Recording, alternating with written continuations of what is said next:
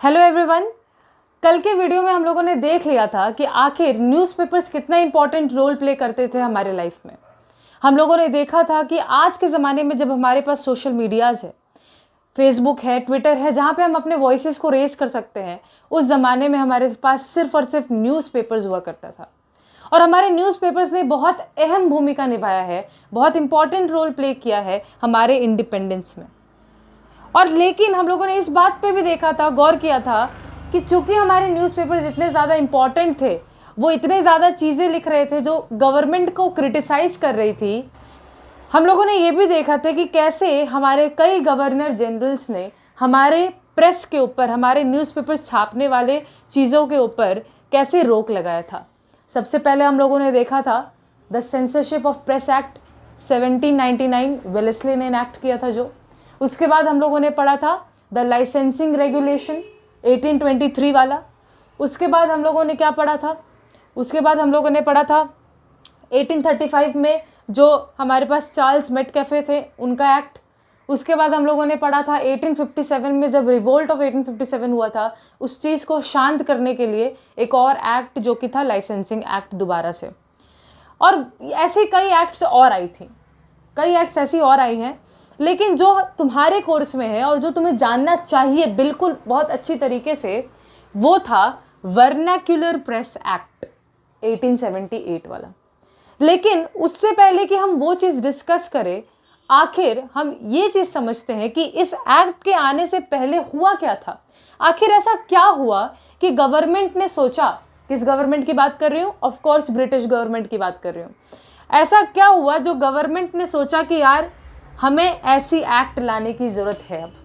So let us understand that, but before that let us play the intro part.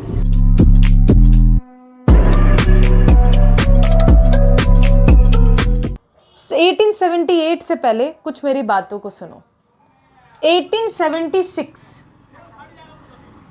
से लेकर 1880 तक, 1876 से लेके 1880 तक हमारे जो गवर्नर जनरल रहे उनका नाम था लॉर्ड लिटन। लॉर्ड लिटन ये हमारे गवर्नर जनरल थे।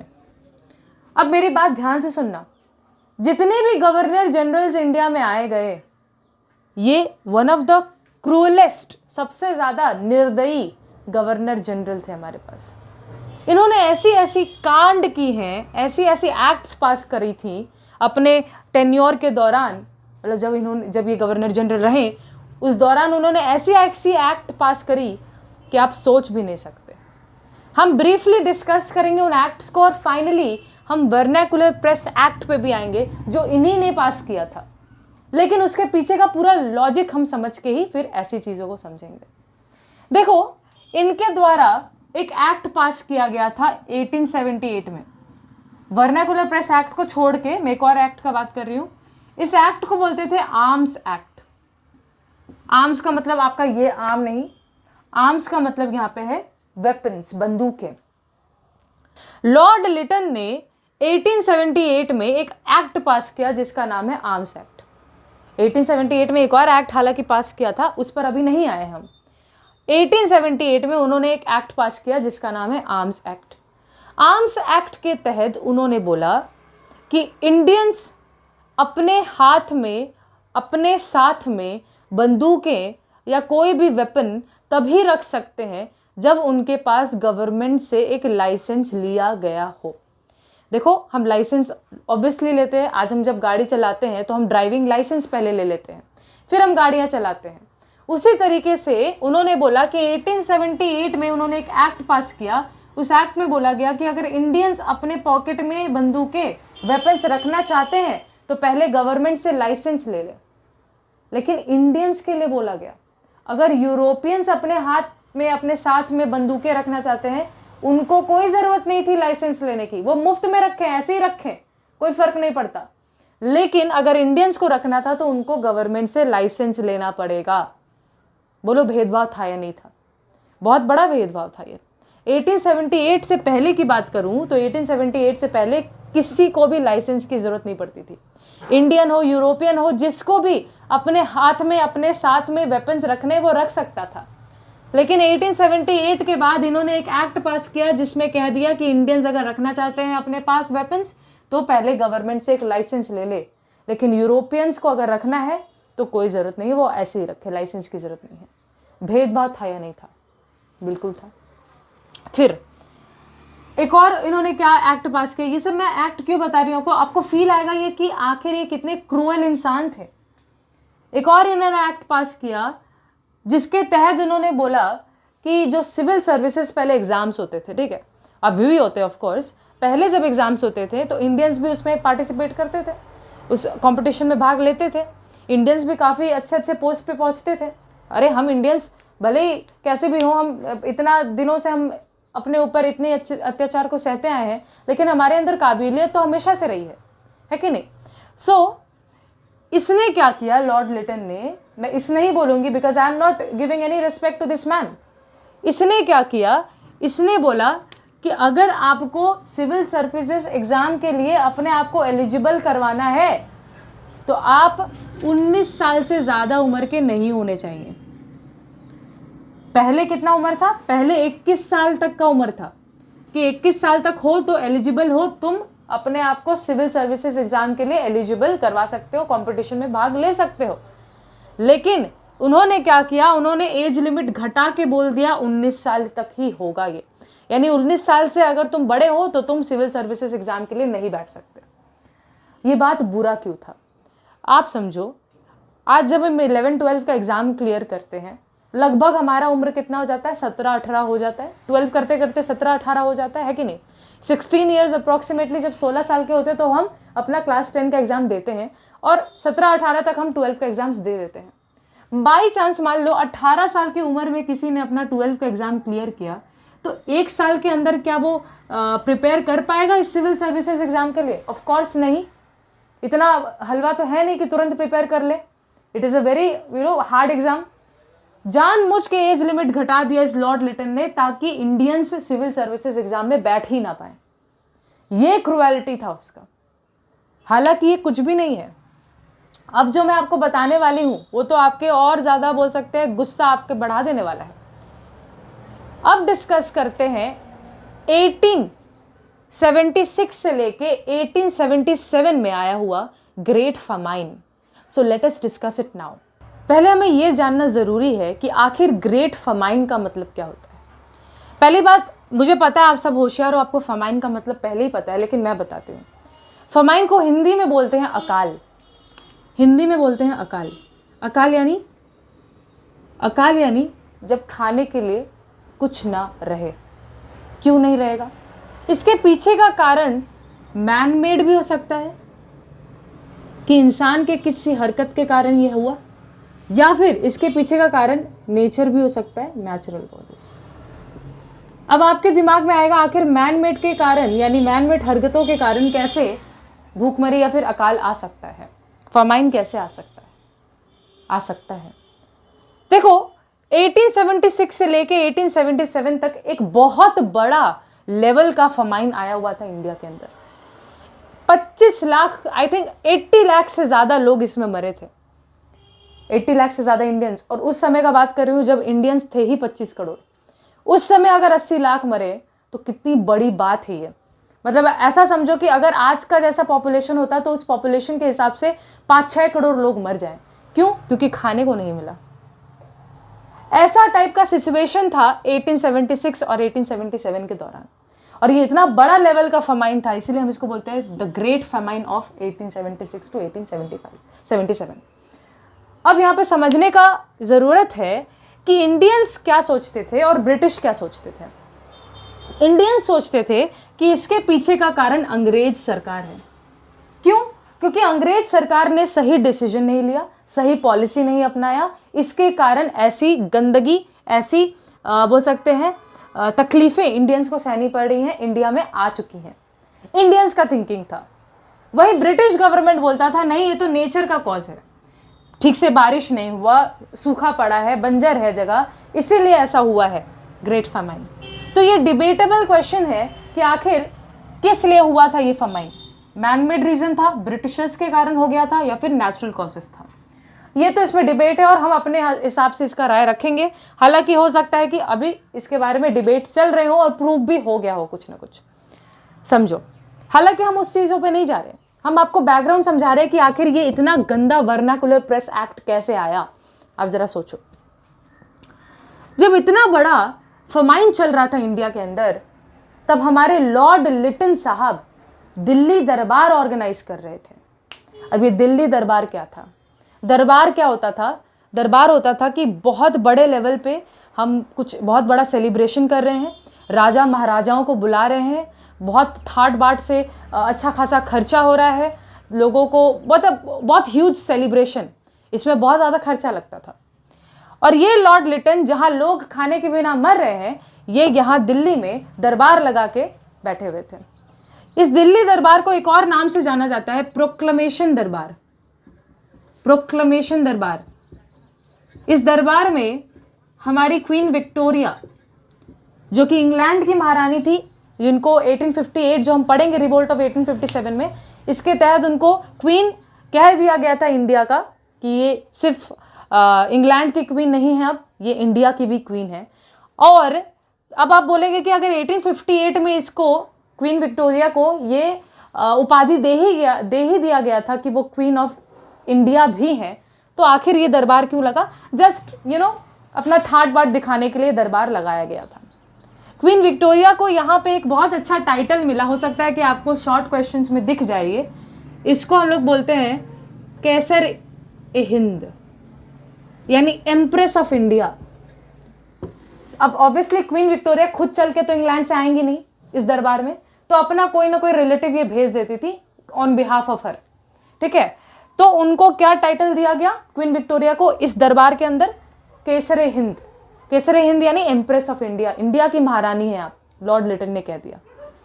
जैसे ही ये दिल्ली दरबार चल रहा था और बगल में हमारा भूखमरी इतना गंदा अकाल पड़ा हुआ था, हमारे जो न्यूज़पेपर्स थे वर्नाकुलर लैंग्वेज वाले, वर्नाकुलर यानी इंडियन लैंग्वेज वाले, यानी मराठी, बंगाली, हिंदी, ये सारे न्यूज़पेपर्स ने छापना शुरू कर दिया, बड़े लेवल पे गवर्नमेंट को क्रिटिसाइज करना शुरू कर दिया, लॉर्ड लिटन को क्रिटिसाइज करना शुरू कर दिया कि देखो हमारा गवर्नर जनरल क्या गुल खिला रहा है, जब यहाँ पे लोग बिना खाए मर रहे हैं, वो वहाँ पे दिल्ली दरबार ऑर्गेनाइज कर रहा है। बहुत बड़े लेवल पे गवर्नमेंट को क्रिटिसाइज करना शुरू हो गया। लेकिन लॉर्ड लिटन बड़े दुष्ट थे, उनको क्रिटिसिज्म सहा नहीं जाता था। चूंकि उनको क्रिटिसिज्म सहा ही नहीं गया, उन्होंने सोचा कि किस तरीके से मैं न्यूज़पेपर्स को बंद कर दूं, न्यूज़पेपर्स पे एक रोक लगा दूं। और इसी थिंकिंग के साथ उन्होंने लॉन्च किया, इनैक्ट किया वर्नाकुलर प्रेस एक्ट। क्या आपको लॉजिक समझ में आया इसके पीछे का? आखिर ये एक्ट क्यों आया? क्योंकि उस समय फमाइन चल रहा था और जबकि ये दिल्ली दरबार ऑर्गेनाइज कर रहा था लॉर्ड लिटन, न्यूज़पेपर्स हमारे क्रिटिसिज्म शुरू कर दिया और न्यूज़पेपर्स को ही बंद करने के लिए, उनको दबाने के लिए उन्होंने ये एक्ट शामिल कर दिया, वर्नाकुलर प्रेस एक्ट 1878। ये आपके बहुत इंपॉर्टेंट है, not only from the point of view of getting marks. आपको मार्क्स मिल जाएगा ये पढ़ के, ऐसा नहीं है। ये समझना भी चाहिए कि आखिर लॉर्ड लिटन था कौन। इतना क्रूअल गवर्नर जनरल इंडिया ने शायद पहले कभी नहीं देखा था। इस एक्ट में उन्होंने क्या किया, let us understand that. Vernacular press act 1878 वाला, इसको इनैक्ट किया था हमारे लॉर्ड लिटन ने। हमारे लॉर्ड लिटन नहीं बोलना चाहिए, इस ढीठ लॉर्ड लिटन ने, that would be more appropriate. इस एक्ट के तहत उन्होंने क्या क्या रिस्ट्रिक्शंस लगाई, इस बात पे जरा ध्यान से गौर करो। इस एक्ट के तहत सबसे पहले उन्होंने कहा कि जो भी पब्लिशर है या प्रिंटर है, ठीक है, पब्लिशर लिख दो या प्रिंटर, यानी अगर कोई बुक प्रिंट करता है या फिर पब्लिश करता है। अब यहाँ पे ध्यान देना, जो एक्ट का नाम है वही है वर्नाक्यूलर। इसका मतलब हम यहाँ पे सिर्फ बात कर रहे हैं Indian newspapers, Indian books, Indian journals का। हमको फर्क नहीं पड़ता भैया अंग्रेजी वाले लोग क्या कर रहे हैं। क्यों? क्योंकि अंग्रेजी वाले लोग जितने भी न्यूज़पेपर्स अंग्रेजी में छाप रहे थे, जो अंग्रेज लोग अंग्रेजी में न्यूज़पेपर छाप रहे थे, वो सब ब्रिटिश की जूते चाट रहे थे, ब्रिटिश की तारीफें लिख रहे थे। एक हमारा वर्नाक्युलर न्यूज़पेपर्स ही थे जो असलियत बता रहे थे कि ब्रिटिशर्स एक्चुअली क्या कर रहे हैं। और इसीलिए देखा कि यार ये सही नहीं हो रहा है। वैसे भी दिल्ली दरबार और ग्रेट फमाइन का बहुत क्रिटिसिज्म मिला था इनको, लॉर्ड लिटन को, तो इन्होंने वर्नैकुलर प्रेस एक्ट ही पास कर दिया, जो सिर्फ वर्नैकुलर न्यूज़पेपर्स, वर्नैकुलर बुक्स के लिए उन्होंने डाला था। इसके तहत उन्होंने बोला कि हर पब्लिशर या प्रिंटर को एक बॉन्ड साइन करना पड़ेगा। What is a bond? आप क्लास 10 के बच्चे, आपको नहीं समझ में आएगा। आप समझो बॉन्ड यानी कि एक समझौता, एक अग्रीमेंट। गवर्नमेंट के साथ एक अग्रीमेंट होगा एक पेपर में, उस अग्रीमेंट को साइन करना पड़ेगा हर पब्लिशर, हर प्रिंटर को। उस अग्रीमेंट में उसे क्या चीज़ पे साइन करना होगा भाई? कुछ तो टर्म्स एंड कंडीशंस लिखी होती है जिस पे हम साइन करते हैं। उस अग्रीमेंट में क्या चीज़ पे साइन करना है आपको? आपको अग्री करना होगा कि आप कुछ भी सेडिशियस पब्लिश नहीं करने वाले हो। आपको उस बॉन्ड में साइन करना है जिसमें आपको इस बात पे अग्रीमेंट दिखानी है कि आप कुछ भी ऐसा नहीं पब्लिश करने वाले हो, ऐसा प्रिंट नहीं करने वाले हो जो हमारे गवर्नमेंट के खिलाफ जाएगा। ऐसा हम कुछ भी पब्लिश नहीं करेंगे। आपको ये अग्रीमेंट लेना ही पड़ेगा अगर आप एक वर्नैकुलर प्रेस हो तो। सेकेंड बात, हर पब्लिशर या प्रिंटर को गवर्नमेंट के साथ कुछ ना कुछ रुपया जमा करवाना पड़ेगा। ऐसा क्यों? देखो, बहुत चालाकी किया गवर्नमेंट ने देखा कि अगर कुछ उल्टा पुल्टा पब्लिश करता है तो पहले तो हम इसको वार्निंग देंगे, और वार्निंग में क्या करेंगे? वो जो पैसा जमा कराया था उसको फॉरफीट कर लेंगे। फॉरफीट आप जब क्लास 12 में आओगे, आप अकाउंट्स के अंदर ज़रूर सुनोगे, लेकिन फॉरफीट का सिंपल मतलब होता है हड़प लेंगे। अगर पहली बात तो बॉन्ड साइन करा, दूसरी बात पैसा जमा करा, और अगर ये सब करने के बावजूद कुछ ऐसा लिख दिया जो गवर्नमेंट के खिलाफ है, एंटी ब्रिटिश नेचर का है, तो भैया सिंपल हिसाब है, तुम्हारा पैसा जो जमा किया था ना वो हड़प लिया जाएगा। लेकिन वार्निंग दी जाएगी। लेकिन वार्निंग देने के बावजूद भी अगर फिर से तुमने कुछ घोटाला किया और गवर्नमेंट के बारे में फालतू लिख के चले गए, तो भैया और कुछ नहीं होगा, तुम्हारे पूरे ही प्रेस को हम सीज कर लेंगे। इस वर्नैकुलर प्रेस एक्ट में लिखा गया था। अब हद तो तब हो गई जब ये बात लिखा गया इस प्रेस एक्ट में कि जो मैजिस्ट्रेट है, अब मैजिस्ट्रेट क्या होता है? जो डिस्ट्रिक्ट लेवल पे गवर्नमेंट का अधिकारी होता है, जो हर चीज़ को देखता है, गवर्नमेंट ऑफिसर, उसको हम मैजिस्ट्रेट कह रहे हैं डिस्ट्रिक्ट लेवल पे। तो जो मैजिस्ट्रेट था, अगर वो आपको अरेस्ट कर लेता है इस बिहाफ पे कि आपने कुछ गवर्नमेंट के बारे में फालतू लिखा है, तो आपको बोलने का मौका भी नहीं दिया जाएगा। अरेस्ट किया, डायरेक्ट जेल में डाला, आप मुंह ही नहीं खोल पाओगे, अलाउड ही नहीं है। ये बात इसमें लिखा गया। और क्या लिखा गया? और अगर आपको बचना है, इन सब झमेलों से बचना है, तो सिंपल हिसाब है, आप अपने न्यूज़पेपर को पहले ही सेंसरशिप के लिए भेज दिया करो। देख रहे हो आप किस तरीके से पूरे बात को, पूरे हम सबको, हम इंडियन प्रेसेस को, वर्नैकुलर प्रेसेस को पूरा उसका दम घोट दिया है इसने, पूरा गला घोट के रख दिया इस एक्ट ने। और इसीलिए इस एक्ट को हम कहते हैं the gagging act. Gagging English का एक शब्द है जिसका मतलब होता है दम घुट जाना, गला घोट दिया जाना। ये एक्ट हमारे इंडियन प्रेसेस का गला घोट चुकी थी। आप ही सोचो, इस एक्ट में पहले तो बोला गया बॉन्ड साइन करो जिसमें लिखो कि तुम कुछ भी गवर्नमेंट के खिलाफ नहीं बकोगे। दूसरी बात, तुम पैसा भी जमा करो, और बाय चांस अगर तुमने गवर्नमेंट के कुछ खिलाफ लिख दिया, पैसा हड़प लेंगे और लास्ट वार्निंग देंगे, first and the last warning. उसके बाद भी अगर तुमने कुछ उल्टा पुल्टा पब्लिश कर दिया, कुछ छाप दिया, तुम्हारा प्रिंटिंग प्रेस बंद कर देंगे, तुमको अरेस्ट किया जाएगा, और जो अरेस्ट करेगा हमारा ऑफिसर, उसके खिलाफ कुछ बोल नहीं पाओगे, डायरेक्ट अरेस्ट, जेल में बंद, अपना मुंह ही नहीं खोल पाओगे। भले ही तुम गलत नहीं थे, तुम्हारा सुनने वाले कोई नहीं है, क्योंकि एक्ट में लिखा है। लास्ट बात बोला गया कि अगर इन सब झमेलों से बचना है तो भैया आप अपना न्यूज़पेपर जाके सेंसरशिप करवा लीजिए, उसको पहले ही सेंसर करवा लीजिए। ये सारी बातें वर्नैकुलर प्रेस एक्ट में लिखी गई। अब आपको शायद अंदाजा लग गया होगा कि लॉर्ड लिटन जो शख्स था वो कितना क्रूअल था, और इस एक्ट को हम बहुत ही दर्द लगता है इस शब्द को, इस फ्रेज को यूज़ करने में, लेकिन इस एक्ट को द गैगिंग एक्ट बोला जाता है, बिकॉज इस एक्ट ने हमारे इंडियन प्रेसेस का, हमारे न्यूज़पेपर्स का गला घोंट दिया था। वर्नैकुलर शब्द था जिसका मतलब ये सिर्फ डिस्क्रिमिनेशन करता था इंडियन पेपर्स और इंग्लिश पेपर्स के बीच में इसका। लेकिन ज़रा अभी हंसी आएगा आपको, मैंने आपको पहले वीडियो में एक पेपर के बारे में बताया था। The name of the paper is Amrita बाजार पत्रिका, that was published by Shishir Kumar Ghosh and Motilal Ghosh. उन्होंने क्या किया, यस, वो एक वर्नाकुलर न्यूज़पेपर था। ओके, उन्होंने बहुत चालाकी से रातों रात अपने आप को इंग्लिश न्यूज़पेपर में बदल दिया। अगर गवर्नमेंट शाणा था तो हमारे लोग डेढ़ शाने थे। कैसे? उन्होंने क्या किया, सिंपली पहले ही अपने आप को वर्नाकुलर से इंग्लिश न्यूज़पेपर में कन्वर्ट कर दिया। गवर्नमेंट भी सोच में पड़ गई, भैया एक्ट में तो हमने वर्नाकुलर लिख के रखा है, ये एक्ट बना ही वर्नाकुलर लैंग्वेज वाले न्यूज़पेपर्स के लिए है। लेकिन अमृता बाजार पत्रिका जो गवर्नमेंट को क्रिटिसाइज कर रही थी और वर्नाकुलर न्यूज़पेपर थी, उसने चालाकी से अपने आप को तुरंत इंग्लिश न्यूज़पेपर में कन्वर्ट कर दिया। रातों रात ये इंसिडेंट हुआ है। और फिर इंग्लिश न्यूज़पेपर में कन्वर्ट करने के बाद फिर छापना शुरू कर दी, गवर्नमेंट को क्रिटिसाइज करना शुरू कर दिया। ये एक्ट उसका कुछ नहीं बिगाड़ पाया। लेकिन हमारे बहुत सारे न्यूज़पेपर्स के बहुत कुछ हालत ख़राब हो गए और इसीलिए हम इस एक्ट को बोलते हैं वर्नाकुलर प्रेस एक्ट। ये आपके सिलेबस में है और बहुत इंपॉर्टेंट भी है। ये जानना ज़रूरी है कि वर्नाकुलर प्रेस एक्ट को हमारे बहुत ही शानदार, बहुत ही ज़्यादा रहम दिखाने वाले गवर्नर जनरल हैं लॉर्ड रिपन। यस, याद रखना ज़रूरी है, लॉर्ड लिटन ने वर्नाकुलर प्रेस एक्ट को लाया था। लॉर्ड रिपन जो सच में अच्छे दिल के इंसान थे, उन्होंने इस एक्ट को हटा दिया। उन्होंने कहा इस एक्ट को हटाओ, क्योंकि वो हमारे इंडियंस के हित में ही सोचते थे। वो एक अच्छे गवर्नर जनरल थे। लाखों में एक ऐसा इंसान हो ही जाता है जो अच्छा होता है। तो इन ब्रिटिशर्स में एक इंसान तो हमें मिल ही गया जो अच्छा था, वो थे लॉर्ड रिपन, जो कि गवर्नर जनरल रहे इनके लॉर्ड लिटन के टेन्योर के बाद, यानी 1800s में, 1880 के दौरान।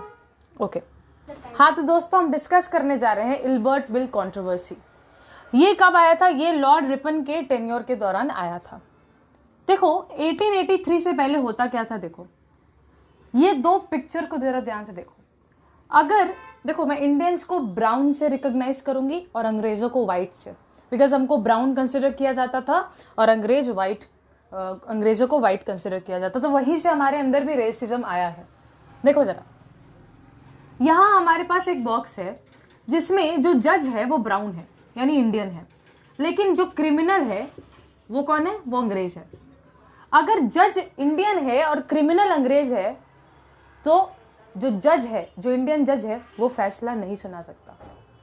लेकिन अगर जज व्हाइट है और क्रिमिनल ब्राउन है, यानी जज अंग्रेज है लेकिन क्रिमिनल इंडियन है, अंग्रेज जज है ना, फैसला सुनाएगा। ऐसा डिस्क्रिमिनेशन चलता था। इंडियन जज यूरोपियन क्रिमिनल पे फैसला नहीं सुना सकता था। लॉर्ड रिपन हमारे बहुत ज़्यादा ही अच्छे इंसान थे। उन्होंने बोला कि हमें इक्वालिटी लाना चाहिए। ऐसा क्यों कि इंडियन जज अंग्रेज के ऊपर, अंग्रेज कोई क्रिमिनल है तो उसके ऊपर फैसला नहीं सुना सकता? ये तो गलत बात है। क्रिमिनल है तो उसके ऊपर कोई भी फैसला सुनाए, इससे अंग्रेज है कि इंडियन है, इससे क्या लेना देना? लॉर्ड रिपन बहुत खुले विचार के इंसान थे और इसी को ध्यान रखते हुए उन्होंने एक बिल पास करवाया जिसका नाम है इल्बर्ट बिल। एक्चुअली इसका नाम जो इल्बर्ट है, ये एक इंसान के नाम पे पड़ा है, सीपी इल्बर्ट, जो कि लॉ मेंबर हुआ करते थे। हालांकि आपको इतना डिटेल में नहीं जाना, लेकिन आपको मैंने बता दिया ये सीपी इल्बर्ट एक शख्स का नाम था जिसके नाम से ये बिल आया था। अब इस बिल का नाम पता नहीं लॉर्ड रिपन अपने नाम पे क्यों नहीं रखे, लेकिन आपको थोड़ी देर में शायद पता चले। हुआ क्या, जैसे ये बिल आया, इस बिल में लिखा था कि इंडियन जज भी यूरोपियन क्रिमिनल के ऊपर फैसला सुनाएगा। जिस तरीके से यूरोपियन जज इंडियंस के ऊपर फैसला सुना सकता है, इंडियन जज भी यूरोपियन के ऊपर फैसला सुनाएगा, इस बिल में लिखा गया था। जो हम इंडियंस के नजरिए में तो बहुत सही था, बिल्कुल सही था भाई, डिस्क्रिमिनेशन नहीं था। लेकिन ये बात ना ही हमारे देश में रहने वाले अंग्रेजों को पसंद आया, ना ही ब्रिटेन में रहने वाले अंग्रेजों को पसंद आया। खास करके जो महिलाएं थी, जो वुमेन थी, वो तो बहुत ज्यादा तेज वायलेंस क्रिएट करने लग गई। वो कहने लग गई हम इंडियंस जो होते हैं ये अनपढ़ होते हैं, गवार होते हैं, इनको कैसे तुम जज बना करके फैसला सुनवा सकते हो यूरोपियंस के ऊपर। हमारे रंग के ऊपर बोला जाता था, हमारे नॉलेज के ऊपर बोला जाता था। काफी वुमेन तो और भी ज्यादा गंदी बातें बोलती थी इंडियंस के बारे में। अगर आप हिंट मेरा समझ रहे हो तो I think you can get it, but now understand. तो 1883 में ये जो बिल पास करवाया गया, आधा से ज्यादा ब्रिटिशर्स लोग इसके अगेंस्ट खड़े हो गए कि इसको हटाओ, इसको हटाओ, इसको हटाओ। हम वहां बैठे तमाशा देख रहे थे, ये देखना चाहते थे कि आखिर ब्रिटिश गवर्नमेंट कितना इक्वालिटी लेके आती है। लॉर्ड रिपन ये तो जरूर चाहते थे कि ये बिल पास हो, हम इंडियंस को इक्वालिटी मिले, लेकिन जब इतना ज़्यादा उनके अगेंस्ट फोर्स आने लग गया, बेचारे ने इस बिल को वापस ले लिया, विड्रॉ कर लिया, और इसके बदले एक और अमेंडमेंट्स का मतलब होता है थोड़ा चेंजेस के साथ एक बिल पास किया, जिस बिल में लिखा था कि इंडियन जज यूरोपियन क्रिमिनल के ऊपर फैसला सुना सकता है, लेकिन तभी सुना सकता है जब उसको असिस्ट करने वाला वो किसके सुपरविजन के अंदर हो, यूरोपियन के अंदर, यानी यूरोपियन जज हो जो उसको असिस्ट करे, तब ये इंडियन जज यूरोपियन क्रिमिनल के ऊपर फैसला सुना सकता है। ऐसी बातें लिखी गई इस अमेंडेड इल्बर्ट बिल में। लॉर्ड रिपन बड़े अच्छे इंसान थे, उन्होंने चाहा तो जरूर था ये करना, लेकिन एक्चुअल में ऐसा हो नहीं पाया, क्योंकि ब्रिटिशर्स ने एक साथ मिल करके उनके अगेंस्ट इतना ज़्यादा बोलना शुरू कर दिया कि बेचारे ने और कुछ नहीं किया, लेकिन अमेंडमेंट्स के साथ ये बातें कर दी, ये बातें लिख दी गई। हम इंडियंस बैठे बैठे ये सारा भेदभाव, ये सारा डिस्क्रिमिनेशन देखते रहे, और तब हमारे दिमाग में आया कि अब चुप नहीं बैठना है। ये अंग्रेजी सरकार हमें कभी इक्वालिटी नहीं दे सकती, ये हमेशा भेदभाव ही करेगी। और इसी के बाद 1885 में, हम लोग किसी चैप्टर में डिस्कस करेंगे, 1885 में यानी जस्ट एक साल बाद फॉर्मेशन हुआ इंडियन नेशनल कांग्रेस का।